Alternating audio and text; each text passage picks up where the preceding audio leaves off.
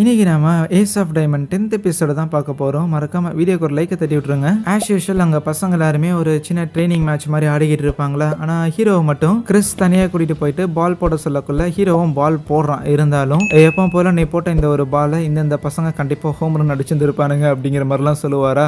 அப்புறம் என்ன எப்படியா நீ பால் போட சொல்றன்னு கேட்டதுக்கு, நீ இப்போ போடுற மாதிரியே போடு, ஆனா ஃபேக்ட் என்னன்னா மனிதர்கள் அவ்வளவு ஈஸியா மாறுறவங்க கிடையாது, அதுக்கு பிராக்டிஸ்ங்கிறது தேவைப்படுது. ஸோ அந்த பிராக்டிஸுக்கு நடுவில் நீ இப்படி போடுற இந்த ஸ்லாப்பியான பாலை டெஃபினட்டாக ஹோம் ரன் அடிச்சு தான் தீருவானுங்க. அதனால இந்த மொக்க பாலில் நீ போட்டு ப்ராக்டிஸ் பண்ண மட்டும்தான் உனக்கான ஒரு யூனிக்கான ஸ்கில்லை அன்லாக் பண்ண முடியும், அதை வளர்த்த முடியும்னு சொன்னால், தெய்வமே நீ எழுதி கொடுத்த எல்லா எக்ஸசைஸும் நான் ப்ராப்பராக தானே பண்ணிட்டு இருக்கிறேன், உன் பேச்செல்லாம் நான் தலையாய கடமையாக வந்து கேட்டுட்டு இருக்கிறேன். அப்படி இருக்கும்போது எனக்கான தனித்திறமை என்னவா அப்படிங்கிறத நீ சொன்னீங்கன்னா இன்னும் குறைஞ்சு போயிடுவேன்னு கேட்டா, நீ பிச் பண்ணும்போது உன்னோட பாடி ஃபார்ம் இது எல்லாமே ஓகே தான், இருந்தாலும் நீ பாலை எப்படி கிரிப்பாக பிடிப்பன்னு கேட்டதுக்கு, பாலை பிடிக்கிறதுல என்ன இருக்குதுன்னு சொல்லி ஹீரோ காற்றுல பால் ஆட்டிக்கிட்டு இருப்பானா. அப்பதான் கிறிஸுக்கே இன்னொரு விஷயம் தெரிய வருது. ரைட்டு, இவன் பாலை எப்படி பிடிப்பான்னு கூட இவனுக்கு தெரியாதாங்கிற மேட்ரு. ஆனா அந்த விஷயத்து மூலமா கிறிஸ் இன்னொரு விஷயத்தையும் புரிஞ்சுக்கிறான். ஆக்சுவலி ஹீரோ அவன் எப்படி பாலை பிடிப்பானே அவனுக்கு தெரியாது, ஆனா பேட்ஸ்மேன் அடிக்காத அளவுக்கு வேகமான ஒரு பாலை, நல்ல ஒரு பாலை போடணுங்கிறது மட்டும்தான் அவன் மைண்ட்ல இருக்கும். ஸோ அப்படி அவன் பால் போடுற காரணத்தால தான் அவனால ஒரு ஃபாஸ்ட் பால்லேயே ஒரு கர்வ் அடிக்கிற மாதிரியான ஒரு பால் அவனால போட முடியுது. ஐயோ நான் சொதப்புறேன்னு சொல்ல வரீங்களான்னு கேட்டதுக்கு, இல்ல அப்படி கிடையாது, நீ அந்த மூவிங் ஃபாஸ்ட் பால் போடுறீல, அந்த கர்வ் ஆகுதுல, அதுதான் அவனோட தனித்திறமை. சட்டோரோ அவனோட பாடி வெயிட் மொத்தத்தையுமே முன்னாடி கொண்டு வந்து அவன் ஒரு ஃபாஸ்ட் பாலை த்ரோ பண்ணுவான், அதுதான் அவனுக்கான தனித்திறமை. ஆனா அதுவே நீ பாலை த்ரோ பண்ணும்போது நீ பாலை எந்த இடத்துல பிடிப்ப அப்படின்னு சொல்லி அந்த கிரிப்பை நீ பெருசா நோட் பண்றது இல்ல. அந்த கிரிப்ல உனக்கு இன்கன்சிஸ்டன்சி இருக்குது. அவன் இஷ்டத்துக்கு பால்ல ஒவ்வொரு இடத்துல விரல வச்சு பிடிச்சிக்கிட்டு அப்படிதான் அவன் பால் போடுவான். அப்படி அவன் போடுற காரணத்தால தான் அந்த பால்ல ஒரு சின்ன அந்த பால் டிராவல் பண்ணும்போது ஒரு டிஸ்டர்பன்ஸ்ங்கிறது ஏற்படுது. அந்த ஒரு டிஸ்டர்பன்ஸ் தான் அந்த கர்வுக்கு காரணமா இருக்கு. மேபி நீ மிடில் ஸ்கூல் படிக்கும்போது அந்த பாலை யாரும் அடிக்காம இருந்திருக்கலாம், இல்ல புது பசங்க யாராவது அடிக்காம இருக்கலாமே தவிர, இங்க ஹை ஸ்கூல்ல கதையே வேற.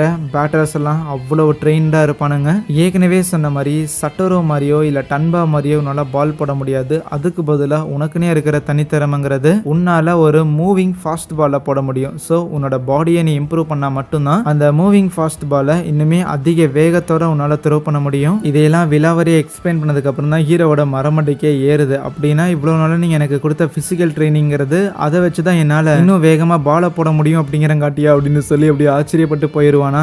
அதுக்கப்புறம் கிறிஸும் சொல்கிறான், இந்த மாதிரி இந்த வருஷம் வேணா ட்ரைனிங்லேயே போயிடலாம், பட் அடுத்த 2 வருஷம் கண்டிப்பாக அது உனக்கானது. நீ பாலை எப்படி பைத்தியகாரத்தனமாக போட்டாலுமே அந்த பாலை பிடிக்கிறதுக்காக கசியாக இருக்கிறான். ஸோ அதனால் நம்பிக்கையை வச்சு ப்ராப்பராக ட்ரெயின் பண்ணுற வழியை பாருன்னு சொல்லும்போது, சரி தலை அப்படின்னா நீன்னு கேட்டதுக்கு, என்ன ட்ரெயின் பண்ண சொல்கிறியா, என்னடே இன்னும் ஒரு சில மாதம் தான்டா கிராஜுவேஷனுக்கு, ஒன்ஸ் கிராஜுவேஷன் முடிச்சுன்னா அந்த ஸ்கூலுக்கு எனக்கும் சம்மந்தமே இல்லைங்கிற மாதிரி சொல்லிட்டு போவான். இப்படி இருக்க ஒரு நாள் கோச் நைட் டைம்ல ரன்னிங் போய்கிட்டு இருப்பாரு. ட்ரைனிங் கேம்ப் வேற போட்டாகணும், ஏன்னா கூடிய சீக்கிரம் டோர்னமெண்ட் வரப்போகுது அப்படின்னு ஒரு யோசிச்சுட்டு வந்துட்டு இருக்கும்போது கிரவுண்ட்ல ஹீரோ ப்ராக்டிஸ் பண்ணிக்கிட்டு இருப்பானா. ஸோ அவன் பால் த்ரோ பண்ணும்போது அவனோட ஃபார்ம்ல என்னென்ன தப்பு இருக்குங்கிற மாதிரிலாம் கோச் வந்தனமே புட்டு வைக்க, ஐயா வணக்கங்க ஐயான்னு மரியாதை கொடுக்குறங்கிற பேர்ல ஹீரோ காலில் விழுந்துகிட்டு இருப்பானா. ஏன்டா உனக்கு கிறிஸ் தானே ட்ரைனிங் கொடுத்துட்டு இருக்கிறான், நீ ப்ராப்பரா ரெஸ்ட் எடுக்கணும் அப்படிங்கிற விஷயத்துல அவன் சொல்லலையா என்ன? உன்ன மாதிரி இது வரைக்கும் நிறைய பசங்களை நிறைய பிக்சர்ஸை வந்து நான் கிறிஸ் கிட்ட ட்ரைனிங்காக அனுப்பி இருந்திருக்கேன். ஆனா அவனுங்க யாருமே கிறிஸோட அந்த ட்ரைனிங் பேட்டர்னை புரிஞ்சுக்காம விட்டுட்டானுங்க. கிறிஸ் எப்பவுமே ஒருத்தரோட பிசிக்கல் கண்டிஷனுக்கு தான் அதிகமான இம்பார்ட்டன்ஸை கொடுப்பான். ஏன்னா ஒருத்தரோட பிசிக்கல் கண்டிஷன் எவ்வளவு முக்கியங்கிறத தன்னோட கையை உடச்சுக்கிறது மூலமா கிறிஸ் வந்து அந்த பாடத்தை கத்துருக்கான். ஸோ அப்படி கத்துக்கிட்ட அந்த ஒரு பாடத்தை தான் நம்ம ஹீரோக்குமே அவன் சொல்றான், லைக் ப்ராப்பரா ட்ரெயின் பண்ணு, ப்ராப்பரா ரெஸ்ட் எடு அப்படின்லாம். இதெல்லாம் இப்போ எதுக்கு கோச் சொல்லி காட்டுறாரு அப்படின்னா, அவன் ரெஸ்ட் எடுக்க சொல்லியிருந்திருப்பான். உன்னை அப்படி நைட்லாம் ட்ரெயின் பண்ண சொல்லியிருந்திருக்க மாட்டான். அவன் பேச்சை மீறியும் நீ ட்ரைனிங் எடுக்கிறீன்னா, மேபி அவன் சொல்லி கொடுக்கறது உனக்கு பிடிக்கல அப்படின்னா ஒன்றும் பிரச்சனை இல்லை, நான் வேற ஒருத்தர் உனக்கு சொல்லிக் கொடுக்கறதுக்கு சொல்றேன்னு சொல்லும்போது, ஆனா ஹீரோ ஆக்சுவலி கிறிஸ் ரெஸ்ட் எடுக்க சொல்லியிருந்து இப்படி நைட்ல ஓவர் நைட்ல ட்ரைனிங் எடுக்கிறதுக்கான காரணங்கிறது அவன் தான் கொஞ்ச நாளுக்கு முன்னாடி சொல்லியிருந்திருப்பான்ல, இன்னும் சில மாதங்கள்ல நான் கண்டிப்பா ஸ்கூலை கிராஜுவேட் பண்ணிட்டு போயிருவேன் அப்படின்னு. அதுக்கு முன்னாடி அவன் எனக்கு கொடுத்த இந்த ஒரு ட்ரைனிங்ல நான் எவ்வளவு இம்ப்ரூவ் ஆயிருக்கேன் அப்படிங்கறத அவனுக்கு நான் ப்ரூவ் பண்ணி காட்டணும்னு நினைக்கிறேன். அதனால தான் கிறிஸோட பேச்சை மீறியும் நான் இங்க இன்டென்ஸா ட்ரெயின் பண்றேன் அப்படின்னு சொல்லும்போது, இதுக்கு மேல ஹீரோவை என்ன சொல்றதுன்னு கோச்சுக்கும் தெரியல. இருந்தாலும் ஒரே ஒரு விஷயம் மட்டும் கோச்சுக்கு புரியுது, இந்த மாதிரி ஃபர்ஸ்ட் ஸ்ட்ரிங்கில் வந்து மொத்தமாக 18 பேர் இருக்கிறாங்களா, ஆனால் 20 பேர் இருக்கலாம், ஒரு ஸ்ட்ரிங்கில் 20 பேர் இருக்கலாம். அந்த மாதிரி ஃபர்ஸ்ட் ஸ்ட்ரிங்கில் 18 பேர் தான் இருக்கிறாங்க. இன்னும் 2 பேரை வந்து எக்ஸ்ட்ராவாக ஃபர்ஸ்ட் ஸ்ட்ரிங்லேயே எடுத்து போகலாம் அப்படிங்கிற அந்த ஒரு விஷயம் இந்த பையனுக்கு தெரியல போல, யாரும் சொல்லல போல. சரி அது அவனுக்கு தெரியாமலே இருக்கட்டும் அப்படின்னு கோச் ஹீரோவுக்கு எப்படி பால் போடணும் அப்படிங்கிற அந்த ஒரு பொசிஷனை டீச் பண்ணுறாரு. ஏன்னா அவருமே ஒரு பிக்சராக தான் இருந்திருப்பாரு. நீ உன்னோட லெஃப்ட் ஹேண்டில் பாலை போடுறதுங்கிறத இருக்கிறத விடவுமே உன்னோட ரைட் ஹேண்டில் தானே நீ க்ளவ் வச்சுருந்துருக்க. அந்த ரைட் ஹேண்டை நீ ப்ராப்பரான வேயில் ஸ்ட்ரெச் பண்ணியிருந்துருக்கணும். அண்ட் பால் போட வரும்போது உன்னோட லோயர் பாடியில் ஒரே ஒரு முன்னாடி வச்சுருந்துருக்க ரைட் லெக்கில் உன்னோட ஃபுல் வெயிட்டையும் போட்டு அந்த மாதிரி தான் நீ பாலை த்ரோ பண்ணணும் அப்படின்னு அவர் வெறும் துணியை வச்சு பண்ணி காட்டுவாரா. ஓகே, பால் போடுறத இப்படி கூட ட்ரெயின் பண்ணலாமான்னு யோசிச்சுட்டு அடுத்த நாள் கிரவுண்ட்லேயும் இதே மாதிரி அவன் ட்ரெயின் பண்ணிக்கிட்டு இருக்கேன். அப்போ அவன் மேலே ஒரு பால் வந்து விழுவும். எவன்டா அவன் இவ்வளோ தூரம் அடிச்சதுன்னு பார்த்தா அது நம்ம சட்டோரோவாக இருக்கும். சில மாதங்கள்லேயே பவுலிங் மட்டும் கிடையாது, பேட்டிங்கில் கூட சட்டோரோ கொஞ்சம் திறமசாலியாக மாறிட்டு இருக்கிறான். இதை பார்க்கும்போது அங்கே ஆல்ரெடி இருந்த சில சீனியர்ஸ்க்கெல்லாம் கொஞ்சம் கடுப்பாக தான் செய்யும். 3 வருஷமா நம்ம இவ்வளோ ட்ரைனிங் எடுத்திருந்தோம், இன்னுமே நம்ம செகண்ட் ஸ்ட்ரிங்லேயே இருக்கிறோம். ஆனால் ஏற்கனவே சட்டோரோ பற்றியா வந்தானுமே ஃபர்ஸ்ட் ஸ்ட்ரிங்க்கு போயிட்டான், பேட்டிங்கு பவுலிங்னு எல்லாத்துலேயும் கலக்கிறான்.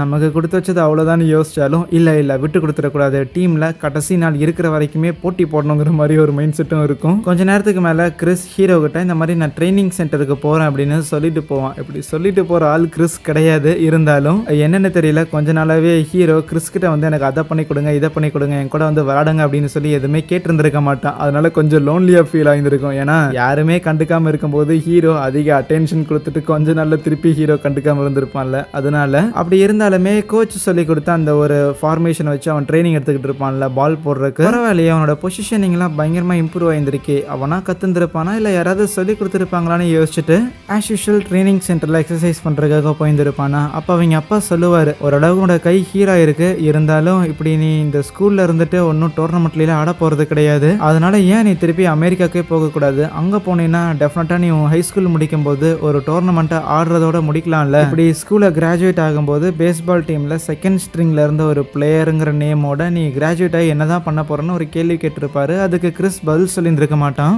ஆனா திருப்பியும் நைட்டு ஸ்கூலுக்கு வரும்போது அங்க ஹீரோவும் சட்டரும் டயருக்காக சண்டை போட்டுக்கிட்டு இருப்பானுங்களா. கிறிஸும் அதை கவனிக்கிறான், அந்த வழியா வந்த டன்பாவும் அதை கவனிக்கிறான். பிளஸ் கிறிஸ் அங்கே இருக்கிறத பார்த்தோன்னே சரி மாமி, ஒன்ஸ் என் இன்ஜுரியிலேருந்து நான் வெளியில் வந்ததுக்கப்புறம் ரொம்ப நாளாக ட்ரெயின் பண்ணியிருந்திருக்கேன், இம்ப்ரூவ் ஆயிருக்குனா இல்லையாங்கிறத நீ தான் பார்த்து சொல்லணும்னு நண்பாவோட ஃபார்ம் வந்து கரெக்டாக இருக்கா இல்லையா அப்படின்னு செக் பண்ணுறதுக்கு சொல்லியிருந்திருப்பான். ஸோ அப்படி கிறிஸும் பார்த்துட்டு இருக்கும்போது அப்போ தான் ஒரு மேட்டரை ரிவீல் பண்ணுறாங்க. ஆக்சுவலி டன்பாவுக்குமே இன்ஜுரி ஆகியிருந்திருக்கும். அந்த இன்ஜுரி இருக்குதுன்னு தெரியாமலேயே அவன் தொடர்ந்து பால் போட்டுட்டு இருந்திருப்பான். இப்படி எனக்கு அடிபட்டிருக்கடா மாமி அப்படின்னு சொல்லி முதல்ல அதை கிறிஸ் தான் பார்த்து சொல்லி அதுக்கப்புறம் தான் கொஞ்ச நாள் டன்பா ரெஸ்ட் எடுத்து அதுக்கப்புறம் திருப்பி வந்து இப்போ பால் போட்டுட்டு இருக்கிறான். அன்னைக்கு மட்டும் கிறிஸ் சொல்லாம விட்டுருந்தானா, கிறிஸ் எப்படி ஒரு வருஷம் விளையாடாம இருந்தானோ அதே நிலைமை டன்பாக்கு ஏற்பட்டிருக்கும். அதே மாதிரி டன்பாவும் சொல்லுவான், எப்படியும் அடிபட்டு உனக்கும் ரொம்ப நாள் ஆச்சு, உன் கையும் சரியா இருந்திருக்கும்ல, இன்னும் சில மாசத்துல சம்மர் டோர்னமெண்ட் ஆரம்பிக்க போது அதுல விளையாடுறதுக்காக கண்டிப்பா நீ டீம்ல இருக்கணும்டா அப்படின்னு கேட்டா, ஒரு வருஷமா நான் விளையாடல, ஈவினிங் நான் பிராக்டிஸ்ல கூட இருக்கிறது கிடையாது, அப்படி இருக்கும்போது என்ன டீம்ல எடுத்துக்குவாங்கன்னு நீ நினைக்கிறியா,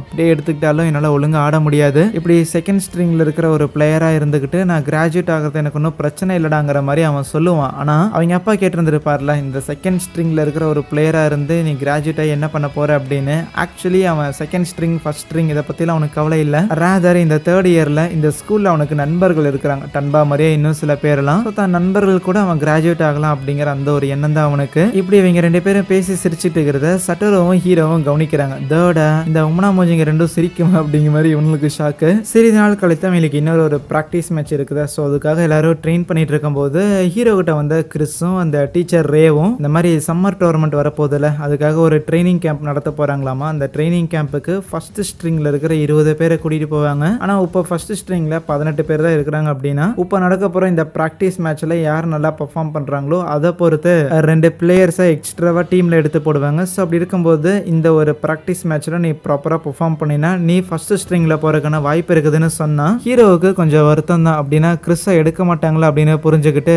அட்லீஸ்ட் ஒரு மேட்சுக்காவது என்னோட பாலை பிடிக்கிறதுக்காக நீங்க உட்காருங்க அப்படின்னு கேட்டிருந்திருப்பான். கட் பண்ணா பிராக்டிஸ் மேட்சுக்கான அந்த ஒரு ஸ்கூலுமே வந்துருச்சு. அப்படி வேன்ல இருந்து ஜைசன் அப்படின்னு ஒரு பையன் இறங்குவான். அந்த பையன் அங்க கொஞ்சம் நல்லா இருக்கிற நம்ம கிறிஸை பார்த்துட்டு இந்த நாய் நல்லா தான் இருக்குதா இன்னும் அப்படிங்கிற மாதிரி கொஞ்சம் வெறுப்பாகிறான். ஹீரோ தான் ஃபர்ஸ்ட் இன்னிங்ஸ்ல பால் போடுறதுக்காக வந்திருப்பானா. ஏற்கனவே கிறிஸ் சொல்லியிருந்திருப்பான், இந்த வருஷம் ஃபர்ஸ்ட் ஸ்ட்ரிங்ல நீ போறதுக்கான வாய்ப்புங்கிறது இதுதான், ஸோ அதனால வருத்தப்படுற மாதிரி பாலை போட்டு சொதப்பி விட்டுறாரு அப்படின்னு ஒரு அட்வைஸை போட்டு விட்டுருந்துருப்பான். அதன்படி கோச் எப்படி சொல்லி கொடுத்தாரோ அதே ஃபார்மேஷன்ல அந்த ஒரு பாலை விட்டு எறிய அங்கே இந்த ஒரு எபிசோடையும் முடிக்கிறாங்க. So yeah, thank you.